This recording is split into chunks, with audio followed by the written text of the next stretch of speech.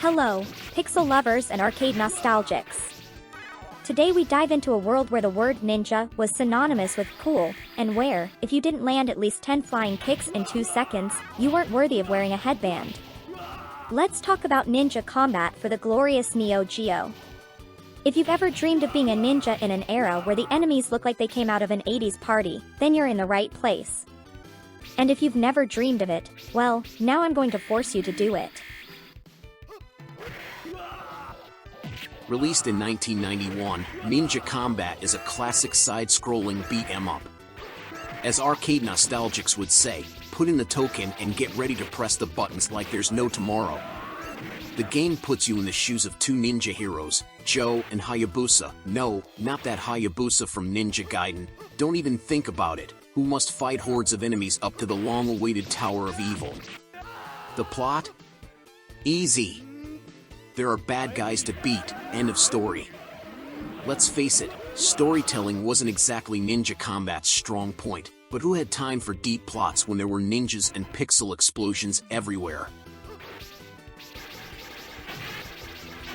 Let's start with the advantages, the graphics. For 1991, it was very impressive. The characters are well detailed, with large sprites that fill the screen and colorful backgrounds that give a nice sense of depth. But don't worry, the color palette seems to have undergone an explosion of colors worthy of a Brazilian carnival. We find ourselves fighting in environments that range from decadent palaces to futuristic forests, because ninjas, as we know, don't have a precise geography. If there are enemies to fight, there are ninjas ready to kick them away. Now, let's talk about the gameplay. The game is a side-scrolling beat-em-up, so expect to spend much of your time hammering the attack button like you're trying to explode the controller.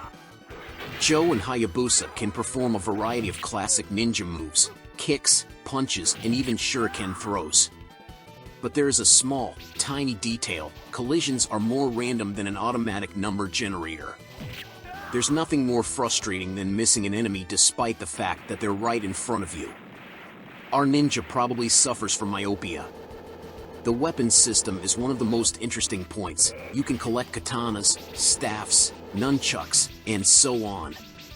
But don't get too attached, because they'll disappear faster than you can say ninjutsu. These weapons greatly increase your offensive potential, at least for those 30 glorious seconds before the enemy takes everything out of you with a single shot. And then there are the companions. Every now and then, after defeating some particularly strong enemies, you can recruit them to your team. Sounds good, right? Well, only until you realize that managing these allies is like trying to do parkour on a soap mat.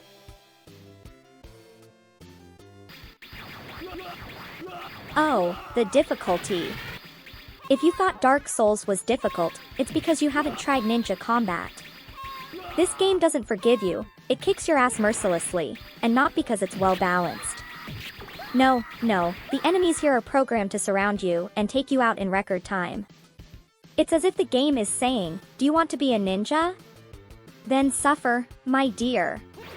The bosses are particularly annoying, with attack patterns that sometimes seem more random than studied, and a life bar that seems infinite. The soundtrack is a mix of action music typical of the time, with a touch of arcade epic.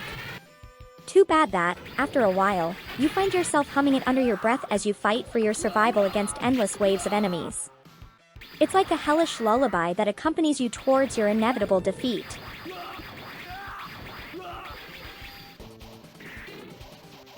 Summarizing with the advantages and disadvantages. So the advantages. Detailed graphics. For 1991, Ninja Combat offers large, well-animated sprites, with colorful, beautiful backdrops. Weapon collection. The ability to collect weapons like katanas and nunchucks adds some variety. Recruitable characters. Some enemies become allies, offering an interesting gameplay dynamic. Let's move on to the defects.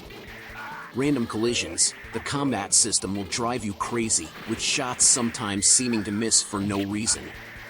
Brutal difficulty, more frustrating than challenging. At times the game seems to make you suffer for the sake of it. Companion management. Allies can be helpful, but they often end up being more of a burden than a help. So, is Ninja Combat a perfect game? No, but if you love beat 'em ups and want to experience the thrill of feeling like a ninja, at least for those 10 minutes before throwing the controller against the wall, then it's worth giving it a chance. It's one of those games that makes you wonder if the developers in 1991 actually wanted someone to finish it. And now it's your turn, viewers. Have you ever played Ninja Combat? Or do you prefer to fight like ninjas in games that are a little less sadistic? Let me know in the comments, and remember, if an enemy seems impossible to defeat, it could just be your ninja's short-sightedness. See you next time, Digital Ninjas.